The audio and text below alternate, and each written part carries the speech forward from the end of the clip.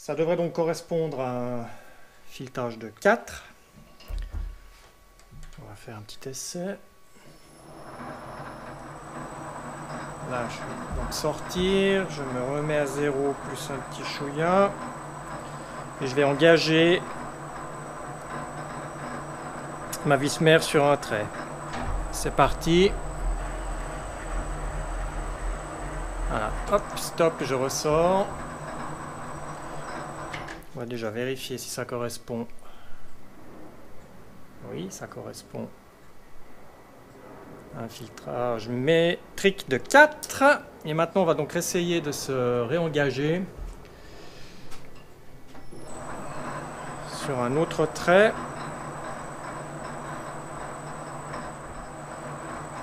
Hop. Ça correspond pas. Donc c'est pas bon.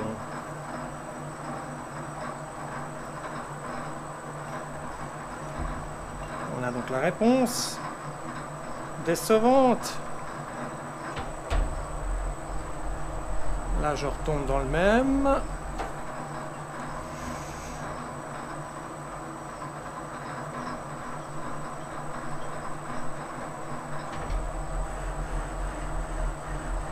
Et là, je retombe pas dans le même. Bon, ben mon histoire, ça n'a pas l'air d'aller.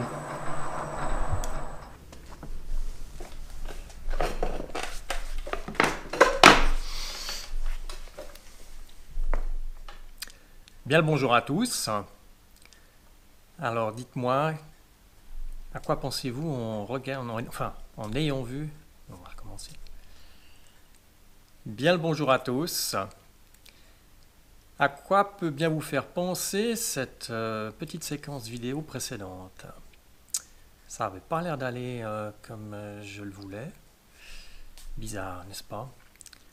Eh bien, le résultat de tout ça, c'est que Marco, c'est un imbécile quelque part. Parce que qu'est-ce qu'il a fait, le Marco? Il a réussi à s'auto-convaincre que sa vis-mère a un pas de 6. Il a pris un outil d'une extrême précision pour aller vérifier ça. Il a pris un pied à coulisses qu'il a ouvert sur 60 mm. Il a posé ça sur sa vis-mère. Et quand il voit qu'il est au sommet d'une dent puis qu'il est au milieu d'un espace, il croit effectivement que sa vis-mère a un pas de 6. Eh bien non en fait, parce que quand ça joue pas là avec ses petits essais réels, il se pose des questions, donc il va retourner vers sa vis-mère, il la mesure en mettant son pied à coulisses en inch, et aux surprises, quand on met un inch sur son pied à coulisses, on tombe exactement au sommet de 2 dents, avec 4 dents au milieu de cet espace.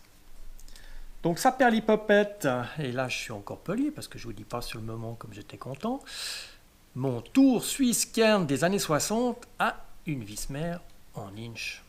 Voilà, incroyable.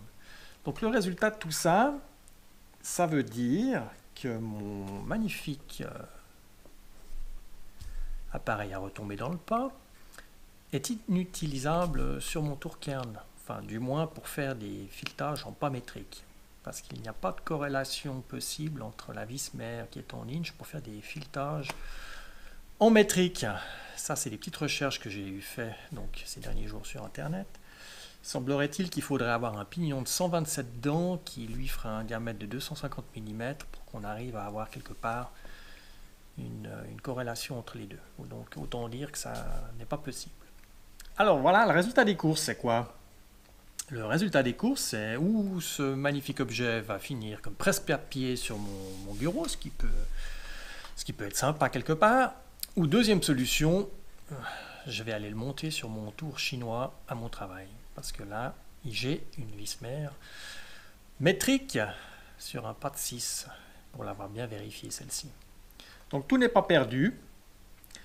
Donc aujourd'hui, qu'est-ce que je vais faire? Je vais quand même finaliser la fabrication et le gravage de ces petits disques supérieurs. Et une fois que ceux-ci seront faits, eh bien, j'irai le monter sur mon tour au travail. Voilà pour la première partie. Donc je vais quand même faire ces petits disques et je vais vous montrer les petits calculs, comment est-ce qu'on les effectue pour trouver donc la bonne division des disques supérieurs par rapport au pignon inférieur. On va regarder ça ensemble. Et ensuite, on va graver ça avec ma fraiseuse.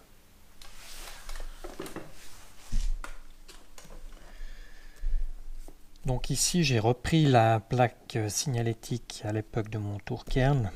Et en fait, celle qui se trouve sur mon tour chinois est relativement similaire. Donc de toute façon, les filetages usuels, hein, ça va être les 2,25, 2,5, 3, 3,5, 1, 1,5, 1,75, enfin ceux qu'on trouve un petit peu couramment. C'est donc ceux-ci qui vont m'intéresser principalement. Donc c'est sur ceux-ci que je me suis en fait basé, enfin je les ai tous, j'ai effectué tous les calculs pour chacun d'entre eux. Et ça m'a donc donné les résultats des espacements nécessaires pour tous les faire. J'ai fabriqué un pignon de 35 et un pignon de 36 dents. Et sur certains d'entre eux, là, de ces filetages en métrique, j'aurais besoin d'un pignon de 33 dents. Donc à voir si je vais le faire par la suite ou pas. Ça peut être intéressant de l'avoir sous la main, on verra. Donc maintenant, peut-être juste pour vous montrer l'exemple de calcul à effectuer pour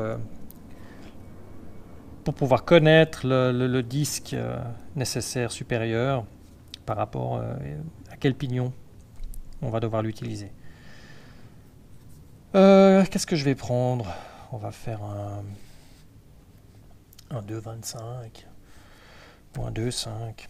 Alors ici, imaginons que j'aimerais effectuer un filetage de 2,5. Juste voir que je sois à peu près centré si vous ne voyez rien.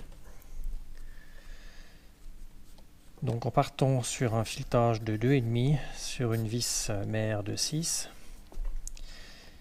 J'ai toujours envie de faire des petits gags débiles, oui, sur une vis mère de 6 et non pas en inch.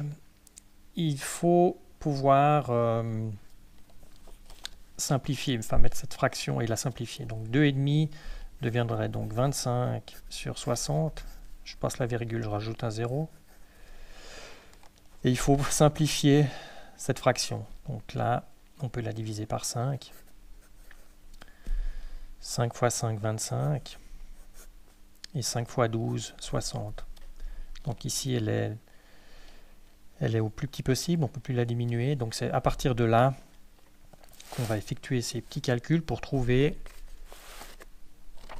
le disque avec quelle répartition et le pignon nécessaire.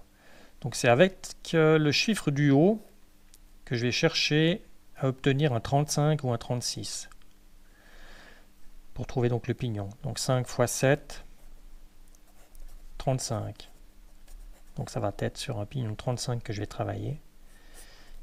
Et comme j'ai multiplié par 7, ce chiffre 7, je le reporte. Et ça va devenir mon disque. Et le nombre de divisions sur celui-ci. Donc là, j'ai le pignon. Et en bas, j'ai le nombre de divisions.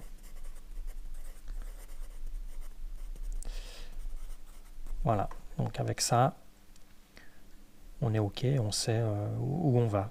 Donc typiquement, c'est le petit calcul qu'on doit refaire sur chaque filetage qu'on veut faire pour être sûr d'avoir un petit peu les bonnes répartitions sur les pignons. Alors voilà, avec ça, je sais déjà que je vais devoir graver en tout cas un disque avec 7 répartitions dessus. Maintenant, une fois que j'ai trouvé le nombre de répartitions, c'est comme précédemment là, sur mes autres vidéos, lorsque j'ai fait mes petits pignons, je vais utiliser mon diviseur horizontal et je dois savoir combien de tours de manivelle je vais faire et combien d'espacements je vais devoir avoir et surtout sur quelle circonférence de trous. Hein, sur chaque petit disque, il y a différents nombres de trous sur une circonférence, donc il va falloir trouver ça. Donc là aussi, il y a des tabelles toutes faites où on peut faire un petit calcul pour trouver le résultat. Donc allons-y. J'ai un diviseur universel qui a un ratio de 40. Donc pour faire un tour, il faut faire 40 tours de manivelle. Donc là, je mets mon 40. Et je veux obtenir 7 divisions. sur mon petit disque que je vais graver. Ça pourrait être 7 trous sur une circonférence, hein, ou sur un diamètre donné, ça revient au même. Donc là, comment est-ce que je procède? J'ai mon téléphone qui sonne, Voilà, pardon. Je divise 40 par 7. Donc 40 divisé par 7, ça va me donner un résultat de 5, 71, 43. Ce qui est à gauche de la virgule, ça va être le nombre de tours de manivelle. D'accord? Donc ici, je sais déjà que je vais effectuer 5 tours de manivelle. Les chiffres qui sont à droite de la virgule, il faut les remettre en fraction. Donc je les reprends. Ils deviennent 0,71, 43. Et je vais les multiplier par 7. Donc fois 7. Et on arrondit le chiffre, là j'arrive à 5. Une fois que j'ai ça, je peux reposer une fraction, 5 sur 7. Et c'est avec le chiffre du bas que je vais chercher quel nombre de trous sur une circonférence je vais avoir besoin. Donc là, je sais que mon disque, il a 49 trous sur une circonférence, là. Donc 7 fois 7, ça va me donner 49, ça tombe bien, donc, puisque j'ai un disque avec 49 trous. Et 5 fois 7, 35. Donc là, je vais avoir le nombre d'espaces nécessaires à régler avec mon compas sur un disque de 49 trous. Donc ça, voilà, c'est la petite manière mathématique de trouver un résultat. Et quand on est un peu flemmard, on trouve des tables toutes faites que j'avais reçues là avec ma fraiseuse quand je l'ai acheté. Il y avait les tables Chaublin qui venaient avec les diviseurs. J'ai un diviseur horizontal qui lui a un ratio de 120 et le vertical fait 40. Donc là, on va parler peut-être un tout petit peu bouquin et librairie. Ça sera l'occasion de vous montrer 2-3 petits trucs que j'ai trouvés récemment. Ce que je vois ici, on est toujours au milieu de ce... Voilà, si vous me voyez plutôt. Alors, j'ai acheté deux trucs. Celui-ci, c'est le récent. J'ai acheté celui-ci il y a à peu près une année. La différence, on va dire, entre ces deux bouquins, il y en a un qui s'appelle La Bible du machiniste. La raison, elle est là. C'est qu'il fait 3000 pages. Et dans ces 3000 pages, on va vous expliquer mot par mot quelle formule utiliser, mot par mot, qu'est-ce que c'est que de l'acier, du bronze et autres. On retrouve une quantité extraordinaire de données, des données principalement mathématiques, tout ça donc bien sûr en anglais, 80% de tout ça en inch. Voilà, donc moi j'ai acheté ce bouquin en fait sans savoir trop ce qu'il y avait dedans, ce qui est un peu une erreur de ma part. Il faut vraiment regarder sur Google, parce que maintenant il est tombé dans le droit public ce bouquin, disons la première version qui doit dater de 1914, sauf erreur. Donc la première version de ce bouquin, elle est sous fichier PDF, vous le trouvez sous Google. Eh bien, après avoir acheté le livre, j'ai trouvé la version PDF et je me suis amusé à faire des comparaisons. Eh bien, voilà, en un siècle, on va dire, vous allez retrouver énormément de similitudes entre ce qu'il y a ici et autres. Hein. Les mathématiques, ils n'ont pas été réinventées depuis. Donc, allez jeter un œil déjà sur cette version PDF. Ça vous donnera peut-être une idée, est-ce que c'est ce type de bouquin que vous avez envie d'acheter ou pas. Moi, je le considère comme un livre qui est vraiment fait pour un ingénieur, typiquement. Quand on voit la quantité d'informations qu'il y a et surtout la manière d'expliquer les choses, hein, c'est donc très mathématique, on vous donne des formules et c'est à vous de trouver un résultat. Donc, si vous êtes dans un atelier et puis que vous voulez avoir rapidement une réponse, ben c'est pas là-dedans qu'il va falloir venir plonger parce que vous allez y passer un moment avant de trouver déjà l'information et de faire vos petits calculs. Alors il y a des tabelles, hein. Moi je l'avais acheté à l'époque parce que j'étais en train de refaire la boîte de mon tour, donc je m'étais dit tiens, étant donné qu'il va y avoir une information extraordinaire là-dedans, je vais trouver ce que je recherche sur les engrenages et autres. qu'il y a une extraordinaire quantité de données sur les engrenages. Mais quand vous êtes en train de faire là à l'époque je faisais un pignon, je sais plus du nombre de dents, j'avais besoin moi des formules pour trouver la profondeur de dents, le diamètre donné et autres. Alors, je les ai plus facilement trouvés sur le net, sur un site que je vous ai déjà donné une fois, c'est tendiel.com et autres, je vais vous le réindiquer là. Sur ce site internet, il est extrêmement bien fait, donc pour tout ce qui était engrenage, j'ai trouvé des réponses là-bas. Ce qui ne veut pas dire qu'ici on n'en a pas, mais elles sont plus difficilement extrayables, si je veux dire. Donc voilà. Donc beau livre, intéressant, il y a beaucoup de choses à apprendre rien qu'en faisant des lectures, mais quand vous êtes dans votre petit atelier, enfin, en train de faire un machinage, voilà, basique et autres, ou pas basique, mais que vous avez besoin d'une réponse rapide, c'est pas le top. Donc je suis tombé sur celui-ci, le Black Book, petit truc de poche, un papier qui est donc bien épais, qui est traité pour résister un peu à ce qui est le gras sur les doigts. On prend un petit chiffon, ça repart facilement après. J'ai trouvé ça assez sympa. Alors bon, ils vous font cadeau d'une petite jauge ici pour faire vos petits affûtages. Qu'est-ce que je peux vous montrer de... Voilà, bah, typiquement ici, quand vous faites un tarot d'orge et autres et que vous cherchez le diamètre de perçage ou les indications par rapport à ça, alors ce que j'ai peut-être pas dit, c'est que bon, il est en anglais, mais il est en métrique. Il y a toujours les deux versions, inch et métrique. Et par rapport à, justement aux Machinery Handbooks, il y a des conversions en métrique, mais il y a beaucoup de tableaux et autres qui sont en inch, et puis c'est à vous de faire les calculs, ce qui est un petit peu embêtant. Voilà, donc pour les filetages, ben, typiquement, si vous faites un M12, on vous donne les indications nécessaires. Ben, ici, on a la mèche à utiliser. Donc là, j'ai aussi un petit gadget qui s'appelle donc le Filtor.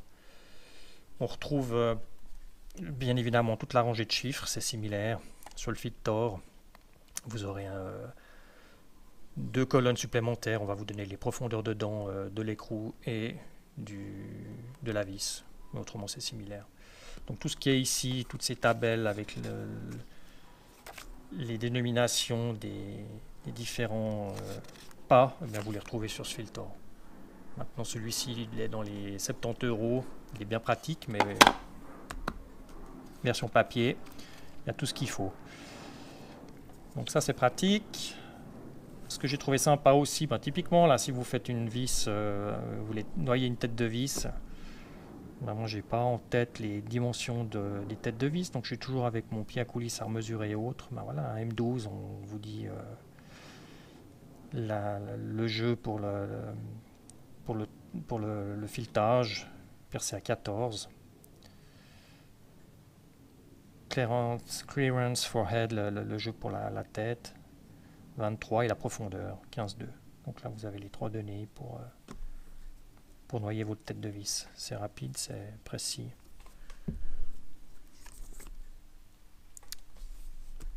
Ça, je vous le montrerai en dernier. Donc, c'est mon tableau. Je voulais juste vous montrer encore un petit truc ici qui était sympa. Si vous faites une clavette, ben, c'est ce que j'ai donc fait sur l'axe de mon appareil à retomber dans le pas. Là. La différence, justement, entre ce bouquin et celui-ci, c'est que là, on vous donne le résultat. Vous cherchez une cote facile à mesurer, le diamètre plus le dépassement de la clavette peut-être, mais on vous le donne. Donc ça, c'est une cote facile. On vous donne les profondeurs. C'est voilà. Dans l'autre bouquin, ben, c'est plus à vous de chercher le résultat. Il y a des formules, mais on ne vous donne pas facilement la réponse. Donc ça, c'est sympa. Voilà. Qu'est-ce que je peux vous montrer d'autre en vitesse? Il y a une multitude de trucs. Ce qui est sympa, j'ai trouvé aussi, c'est donc tout ce qui est plaquettes. Voilà, tout ce qui est plaquettes là. Typiquement, ça m'est déjà arrivé d'avoir dans une boîte une plaquette, il n'y a plus la dénomination dessus, elle est plus lisible. Ben là, vous avez le dessin de la plaquette. Donc à partir de ça, vous retrouvez déjà le départ de la dénomination de celle-ci. Et puis on vous explique donc comment et à quoi correspondent les lettres. Bon, ce sont bien évidemment toutes des choses qu'on trouve ailleurs dans d'autres bouquins. Le bouquin de Tello par exemple, ben, voilà, ça y est aussi. Mais là c'est rassemblé, donc vous aurez tout ça sous la main, ce qui est bien. On vous donne les poids des aciers, on vous donne la comparaison de la dénomination des aciers. Typiquement en Suisse on est sous la dénomination allemande. Ben voilà, si je prends un 4140 comme les Américains l'appellent, chez nous c'est un 42 CRMO4. Voilà, et bien nos amis du côté des US, ils sont quand même plus rapides pour dénommer, ils dénomment leurs aciers avec des chiffres, 4 chiffres. Je trouve ça assez rapide et clair. Donc là, vous aurez aussi des réponses par rapport à ça. J'ai vu d'autres pages dedans où on vous explique les...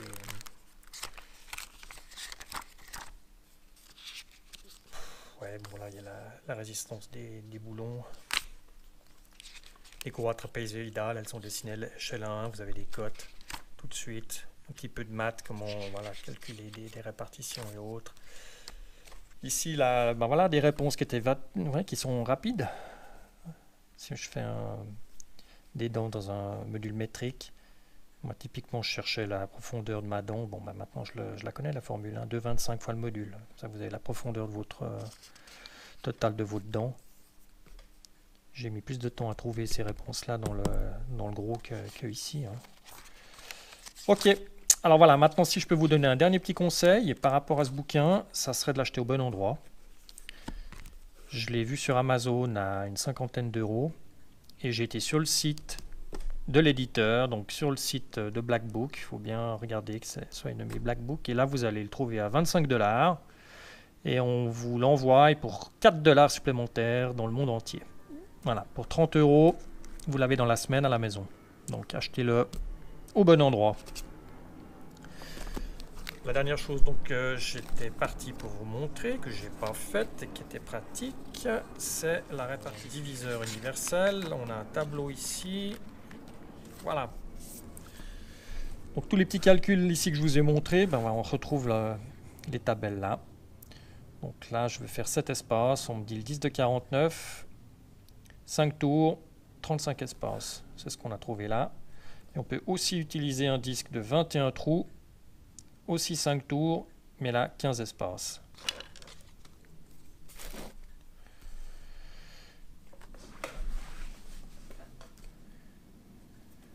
Donc on multiplie le 7 par 3. 3 x 7, 21. 3 x 5, 15. Un disque de 21 trous, 15 espaces.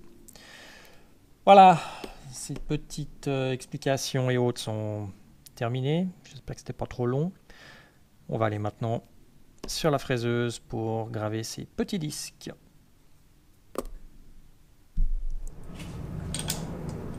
Donc là, j'ai deux possibilités en fait. C'est où je monte ma tête rapide, ce qui serait bien parce que je vais graver avec une fraise pointue. Il faudrait que je puisse tourner rapidement. Là, ma vitesse maximale, c'est 1510 tours minute, donc c'est pas beaucoup.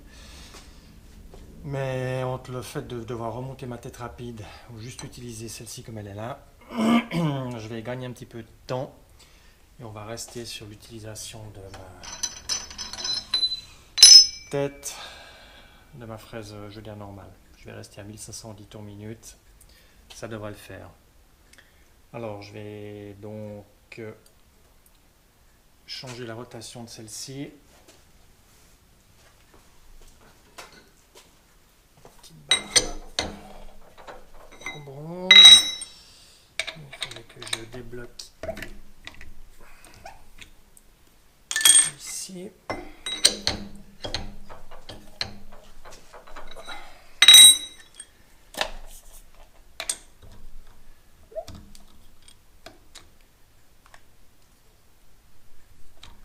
Là, je suis sorti. Donc, quand même. Hop, hop, hop.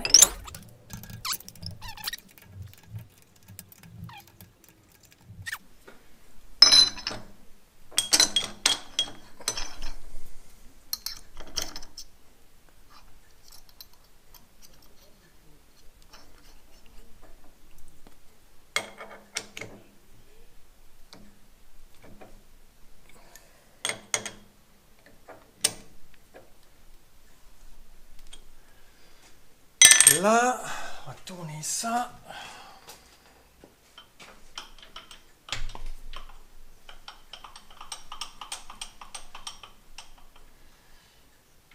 À 90.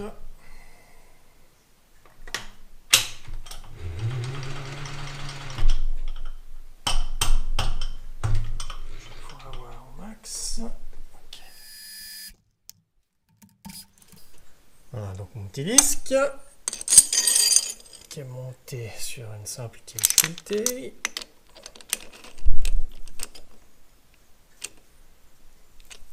Bloquer ça délicatement. Et maintenant, on va se mettre horizontal avec la hauteur.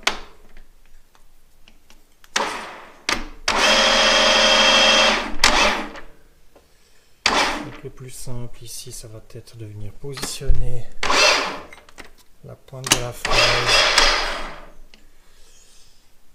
au centre. Je vais donc mettre la pointe de la fraise au centre là, de ma tige filetée. Et là, je serais déjà pas mal, on va dire.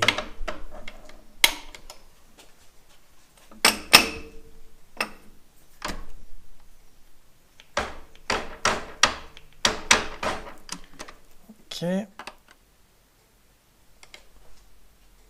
On est bon là. Donc là, si on veut bien, j'ai donc réglé la hauteur de ma fraise. Ce qui m'importe, c'est simplement après de venir sur l'extérieur du disque, puisque je vais graver en bougeant simplement mon axe Y. On va être bon là.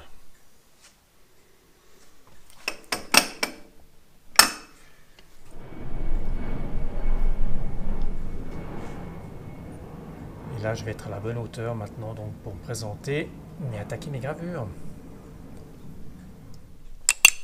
Nous voici donc sur mon petit diviseur universel. Comme précédemment, là pour faire mes pignons, j'ai utilisé le disque de 49 trous. Là, ça va être la même chose. Donc c'est sur ce trou, sur cette rangée de trous que je vais travailler. Donc mon pointeau a été mis pour pouvoir tomber justement sur cette rangée là. Et maintenant, je vais devoir faire ma répartition d'espace qui a été donnée par mon petit calcul. Donc je vais ouvrir mon petit compas à l'idane. Et mes calculs avaient donné 35 espaces sur mon disque de 49.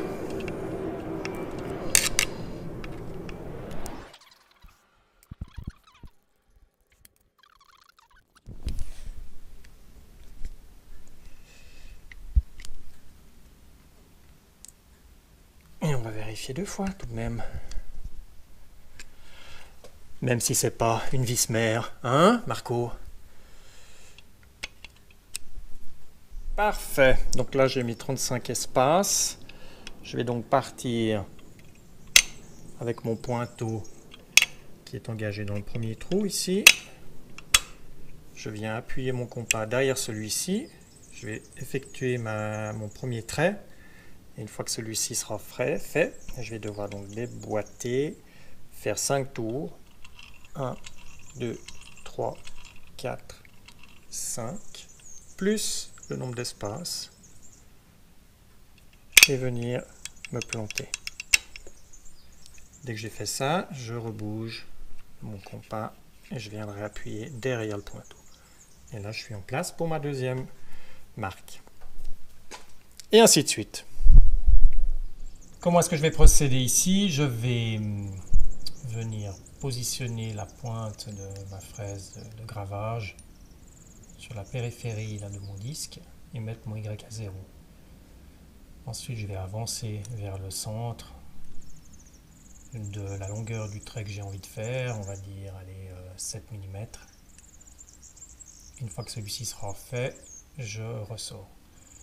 Je vais aussi pouvoir donc mettre mon X à 0, ce qui va me permettre chaque fois de faire la même profondeur de gravage sur tous les espacements.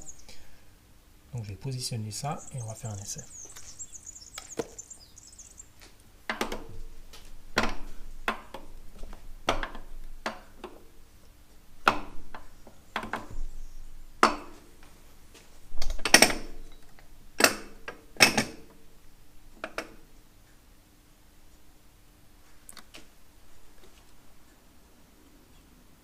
Ouais, ça me semble être bien. Alors je vais mettre mon Y à 0. Et là, on va maintenant choisir la profondeur de gravage en faisant un petit essai.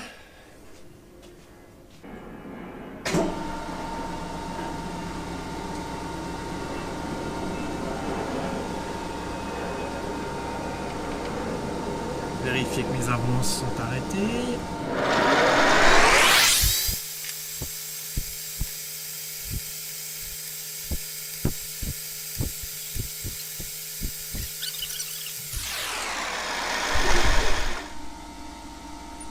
Je suis satisfait de ma profondeur. Donc mon premier trait est fait. Alors je suis parti ici. Je me suis réappuyé, je dégage mon pointeau et je vais faire mes, qu'est-ce que j'avais dit, 5 tours. 1, 2, 3, 4, 5, plus mes espaces, et je me remets. Je rappuie mon compas.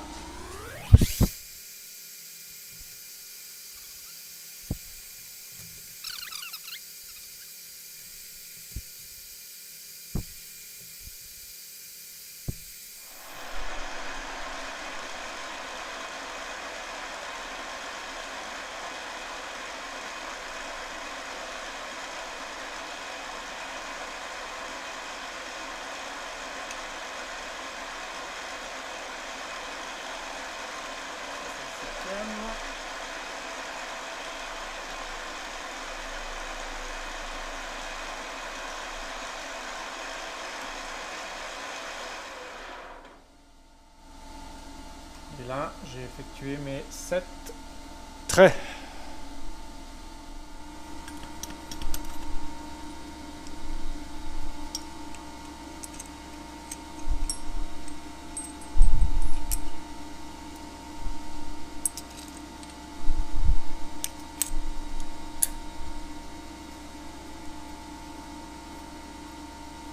Si j'enlève mes petits barbouillages de feutre, voilà mon disque gravé.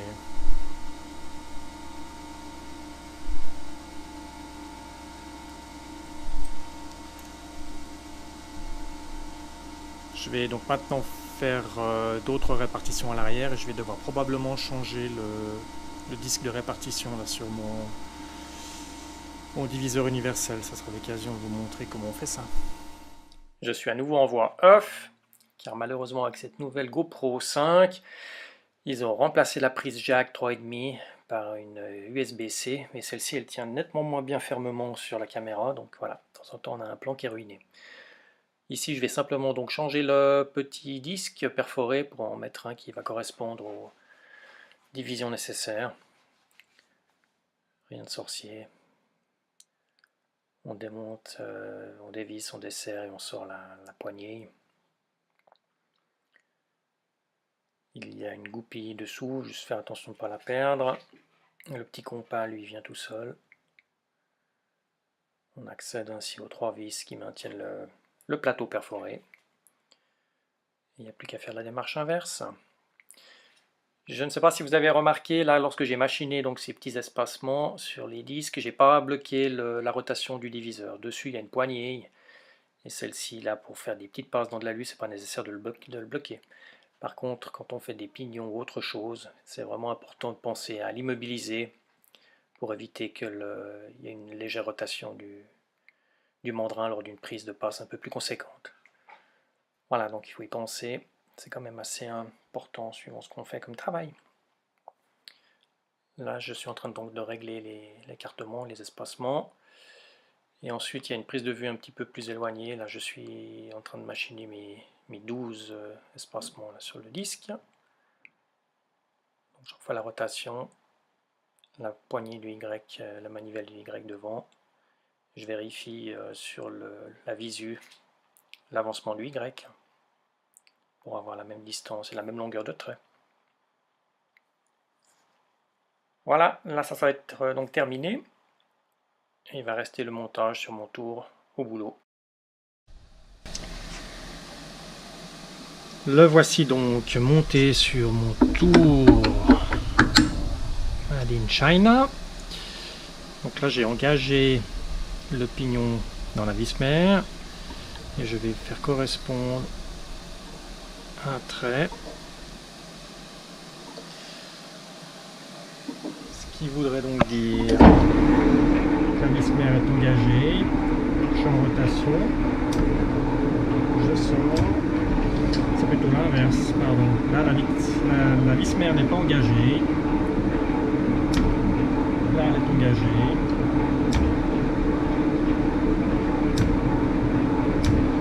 Ce qui est déjà bon signe, c'est que l'engagement peut chaque fois se faire en face d'un trait. Donc ça veut dire que la répartition est correcte. Tester ça sur un filetage de 4.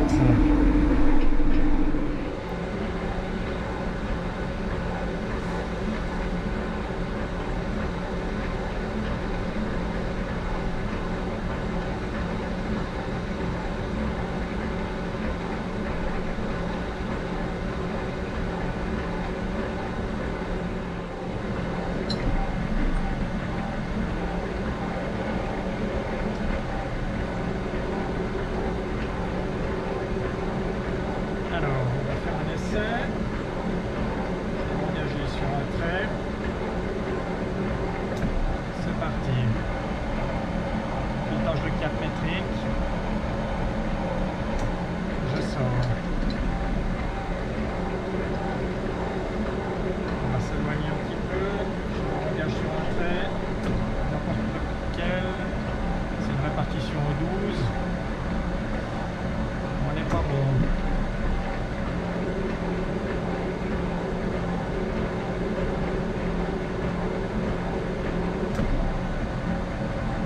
Là c'est ok. Ah non, c'est une répartition en 4, je fais des conneries.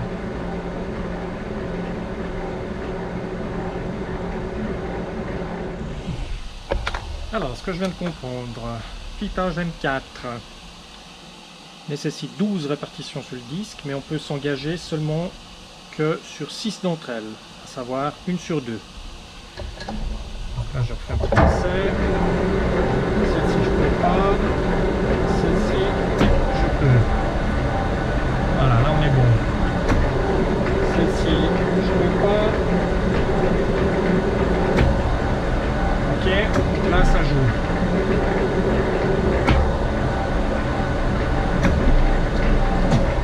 Magnifique.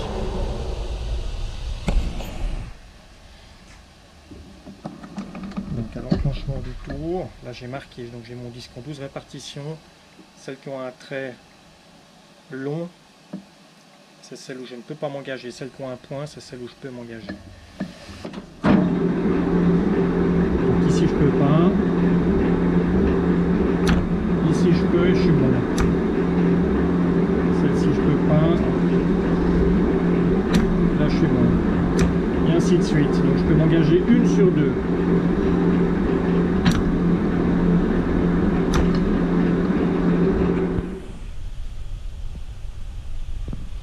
Donc voilà son emplacement final. Je l'aurais mieux vu sur mon cairn, mais c'est comme ça. Il va être aussi utile ici. Notre beau filetage M4.